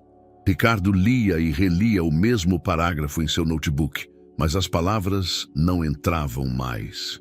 O silêncio de Lucas nos últimos dias não era o mesmo de antes. Era outro tipo, não de medo nem de desconfiança, mas um silêncio cheio, carregado de alguma coisa que ele não sabia nomear. Lá em cima, o quarto de Lucas estava com a luz acesa. Não era raro ele ficar acordado até mais tarde, sempre com Trovão aos pés. Mas algo naquela noite parecia diferente. Uma intuição vaga o fez levantar e subir as escadas com passos lentos. Ao passar pela porta entreaberta, viu o menino sentado no chão. Estava cercado por folhas de papel, dobradas de maneira cuidadosa. A caixa de sapatos estava aberta. Era como se ele estivesse fazendo uma faxina no coração. Ricardo bateu levemente. Posso entrar? Lucas levantou os olhos. Pensou por um instante e assentiu. Ricardo se abaixou e sentou no chão, a uma distância respeitosa. O clima era de quem visita um lugar sagrado. Isso tudo são cartas? São. Algumas são mais velhas, outras de agora. Mas não mostrei para ninguém. Só para Camila uma vez. Posso ver uma? Lucas hesitou. Passou os olhos pelas folhas. Escolheu uma com dobras desgastadas nas bordas. Essa aqui. Escrevi depois daquele dia no farol. A primeira vez que eu vi você. Ricardo assentiu, o peito já apertado. Você quer ler ou prefere que eu leia? Lucas segurou a folha com as duas mãos. A voz estava firme, mais baixa. Eu leio. Fez uma pausa. Respirou fundo. Pai, não sei se é certo te chamar assim, mas hoje eu vi um homem dentro de um carro bonito. Tinha um menino ao lado e ele parecia comigo. Quando ele te chamou de pai, eu senti como se ele tivesse falado comigo também. Só que aí o carro andou e eu fiquei no chão. As balas caíram, o guarda gritou, e você foi embora. Ricardo apertava os punhos sobre os joelhos. Lucas continuou. O cachorro lambeu meu rosto. Eu juntei tudo e tentei fingir que não doía, mas doeu. Doeu porque por um segundo achei que talvez fosse você. Mas você não me viu, ou fingiu que não viu. Eu guardei seu rosto, como quem guarda um sonho que nunca vai acontecer. Quando terminou, o silêncio foi brutal. Ricardo baixou os olhos. A garganta parecia cheia de vidro. Eu me lembro daquele dia, do teu rosto, da tua queda, do cachorro, trovão. Ele sempre ficou. Eu devia ter parado. Eu devia, mas não parou. Ricardo assentiu. Não parei e desde então isso me persegue. Lucas dobrou a carta com cuidado, voltou a colocá-la dentro da caixa. Eu escrevia para conseguir dormir, porque se eu não escrevesse, parecia que o grito ficava preso na garganta. Eu queria ter chegado antes, mas não chegou. Os dois ficaram ali por longos minutos, sem dizer mais nada, até que Ricardo falou. Eu não vou fingir que sei como reparar o que passou, mas eu quero ser parte do que vem depois. Não só como pai, como amigo também, como alguém que escuta, mesmo quando você não fala. Lucas olhou para ele. Amigo, alguém que não te deixa sozinho, que anda do lado, que fala pouco se você quiser, mas que não vai embora. Lucas puxou os joelhos até o peito. Você sabe jogar bola? Ricardo sorriu, surpreso. Chuto mal, mas dou uns passes decentes. Então tá bom, dá pra brincar. No dia seguinte foi Miguel quem achou estranho os dois rindo no quintal. Ricardo, suado, ofegante, tomava um drible atrás do outro de Lucas. O menino corria leve, pela primeira vez em muito tempo. Trovão latia empolgado do lado. Que isso? Virei reserva agora? Gritou Miguel descendo com chuteiras. Lucas passou a bola. Vem pro time, hoje a gente joga junto. Mais tarde, enquanto lavava as mãos na pia da cozinha, Ricardo cruzou o olhar com a esposa. Ela tinha assistido tudo pela janela. Ele riu hoje, disse ela. Eu vi. Ela parou, pensativa. Às vezes um riso diz mais que 1000 promessas. Ricardo enxugou as mãos. Concordou com a cabeça, mas dentro do peito algo novo florescia. Esperança. A cidade parecia diferente daquela janela. Mais distante, mais lenta. Ricardo dirigia com calma pelas ruas que tantas vezes ignorara, agora com o olhar de quem procura detalhes. No banco de trás, Lucas segurava um pequeno buquê de flores brancas, simples de floricultura de bairro. Ao lado, um envelope dobrado com o nome Mãe, escrito em letras firmes. Miguel vinha no banco da frente, quieto, entendia o momento sem precisar de explicações. Quando o carro parou na esquina da rua onde Lucas costumava dormir, houve silêncio por alguns segundos. Ricardo desligou o motor. Ninguém se apressou a sair. É aqui, disse Lucas por fim. Desceram juntos. A calçada estava mais vazia do que Lucas lembrava. O banco onde costumava se encolher à noite ainda estava lá. A marquise do restaurante seguia com a tinta descascando. Um cachorro diferente dormia onde antes ficava Trovão. E um grupo de meninos, 3 ou 4, jogava pedras num pedaço de isopor, como se fosse futebol. Lucas caminhou até o ponto exato onde, meses antes, tivera a caixa de balas espalhada no chão. Ajoelhou-se devagar, colocou as flores ao lado da parede, tirou o bilhete do envelope e o prendeu com uma pedra. Miguel, observando de perto, perguntou: "Quer ler em voz alta?" "Não precisa, ela vai escutar mesmo assim." O bilhete dizia: "Mãe, eu voltei, mas agora é diferente. Hoje eu vim para lembrar e não para ficar. Você continua sendo minha casa, mesmo que eu tenha encontrado outra. Obrigado por ter me amado com tudo que tinha." Ricardo permaneceu em silêncio alguns metros atrás. Sentia que aquele instante não era dele, era deles. Lucas levantou, olhou para o grupo de meninos. Um deles tossia, com o rosto abatido e os olhos fundos. Estava mais magro que os outros e tremia mesmo com o sol da manhã.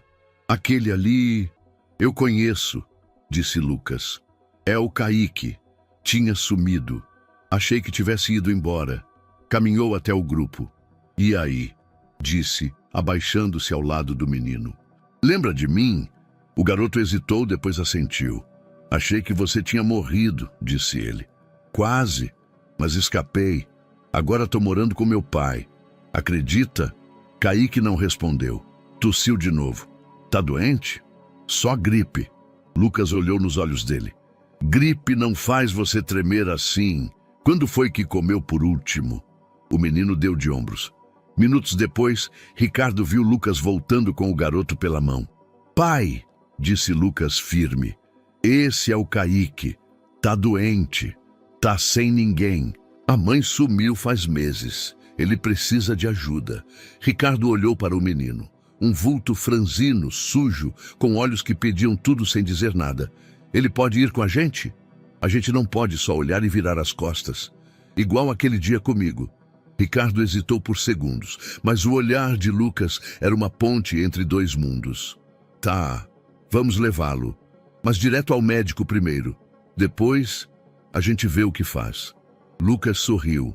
Não era um sorriso largo, mas era o mais forte que já dera. Na clínica, o diagnóstico era infecção respiratória. O médico disse que mais alguns dias na rua e seria internado em estado grave. Ricardo ficou quieto no carro, depois ligou para Camila. "Temos um novo caso. Um menino, sozinho, doente. Lucas quer que ele fique com a gente. Não sei como fazer isso direito." Camila respondeu com calma. "Faça como você fez com Lucas, com verdade, com paciência e com espaço." Naquela noite, Kaique dormia em um quarto improvisado, com um colchão no chão e trovão ao lado, como sentinela. Lucas sentou ao lado de Miguel na varanda. "Obrigado por ter vindo comigo. Não foi só por você. Não, foi por ela também, pela sua mãe e pelo que ela deixou aqui." Lucas ficou em silêncio. O vento soprava devagar. "Agora somos 3, disse Miguel. Lucas sorriu. Quase um time. O auditório da escola estava mais cheio do que de costume. Pais, professores, colegas de todas as turmas e até jornalistas da imprensa local ocupavam as cadeiras com expectativa. A diretora caminhava de um lado para o outro nos bastidores, ajeitando os últimos detalhes do evento de encerramento do semestre. No centro da programação, o discurso de Lucas Bastos. O nome havia sido sugerido por Miguel e aprovado com unanimidade pela coordenação. Alguns pais reclamaram. Um menino que mal chegou e já ganha destaque? Mas a maioria se calou depois do ensaio geral, onde Lucas leu em voz baixa um trecho do que pretendia dizer. As professoras choraram e sabiam. Ele tinha algo que ninguém ali tinha, uma história que não cabia em boletins. Nos bastidores, Lucas apertava as mãos. O papel com o discurso dobrado estava no bolso da calça. Suava. Trovão não estava com ele, por regra da escola, mas ficou com Camila do lado de fora, aguardando. Miguel apareceu e se ajoelhou ao lado do irmão. Vai dar tudo certo. Lembra do que a Camila disse? Que não é sobre falar bonito, é sobre falar verdade. Então fala. Lucas assentiu.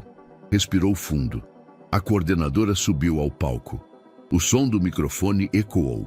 Para encerrar nossa noite, convidamos um aluno especial. Não pelo tempo de casa, mas pela força da sua presença. Com vocês, Lucas Bastos. Palmas tímidas, expectativa, silêncio. Lucas subiu devagar. O microfone estava mais alto que ele. Um professor o ajustou. A luz no rosto o cegava por um segundo. Ele encarou a plateia. Viu Miguel, viu Ricardo, viu a esposa de Ricardo de pé. Viu Camila na última fileira, com trovão do lado de fora da porta envidraçada, e viu Kaique sorrindo. Então, começou. Eu não sei se sei falar direito. Nunca falei para tanta gente. Mas hoje eu vim porque eu tenho o que dizer. Respirou. Eu não nasci nessa escola, nem em casa nenhuma. Nasci num canto pequeno de uma história que quase ninguém escutava. Por muito tempo, minha família era só silêncio. E meu lar era a rua. A plateia ficou quieta. Ninguém se mexia. Mas um dia, eu vi um menino num carro. E depois descobri que ele era meu irmão. E que o pai dele era o meu também. Só que ninguém sabia. Lucas mexeu no bolso. Não tirou o papel. Eu pensei que minha vida ia mudar do nada. Mas não foi assim. Mudou devagar. E doeu. Porque confiar é difícil quando você passou muito tempo sozinho. Olhou para Miguel. Mas aí eu ganhei um irmão, e um pai, e uma casa, e um cachorro chamado Trovão, que me entende mais que muita gente. Sorrisos tímidos na plateia. E aí eu entendi que ter família não é ter tudo igual. É ter quem fique quando você erra, quando você quebra, quando você não sabe o que fazer. Silêncio. E ter lar é poder dormir sem medo. É ouvir um boa noite e saber que é para você. Lucas olhou para o fundo da sala. E hoje eu acredito em coisas improváveis, porque eu sou uma delas. Eu sou um menino que ninguém viu por anos. Mas hoje vocês me veem. Fez uma pausa. E só isso já muda tudo. Baixou o microfone. Silêncio. E então a primeira salva de palmas começou. Depois outra. E mais outra. Até que o auditório inteiro estava de pé. Ricardo chorava. A esposa segurava a mão de Miguel. Camila sorria em silêncio. Do lado de fora, Trovão latiu, como se também tivesse entendido. O vídeo foi postado por um aluno. Em 1 hora tinha 1000 visualizações. Em 24 horas estava em rede nacional. Mas Lucas não ligava, porque naquele palco ele não virou famoso. Ele virou visto. Era domingo de manhã. A casa estava em silêncio. Ricardo lia o jornal na varanda, com os pés descalços e uma xícara de café pela metade. Miguel dormia no quarto. Kaique assistia desenho com volume baixo na sala. E Trovão estava deitado ao sol, movendo apenas a ponta da cauda de vez em quando. Lucas desceu as escadas com uma folha dobrada nas mãos. Era papel amarelado, de bordas um pouco gastas. Diferente dos cadernos novos que agora ele usava para a escola. Aquela folha tinha sido escrita há 3 noites, mas só agora ele tinha coragem de entregar. Ricardo o viu se aproximar e tirou os olhos do jornal. Tudo bem, filho? Lucas assentiu. Sentou ao lado dele. Ficou em silêncio por alguns segundos. Essa é a última, disse, estendendo a folha. Última carta. Das que eu escrevia antes, escrevi só porque precisava fechar um ciclo. Ricardo pegou o papel como quem recebe uma herança. Lucas continuou. Não precisa ler agora, nem responder. Só guarda. Porque agora eu falo. Agora você escuta. Eu não preciso mais escrever para alguém que não existe, porque você está aqui. Ricardo segurou a folha por longos segundos, sem abrir. Olhou para o filho com os olhos já marejados. Você tem certeza? Tenho. Ainda gosto de escrever, mas não para sobreviver. Agora escrevo porque quero. E isso é diferente. Levantou-se devagar e saiu andando em direção ao quintal. Ricardo abriu a carta. Pai, essa é a última. Não porque acabou tudo, mas porque agora posso falar olhando nos seus olhos.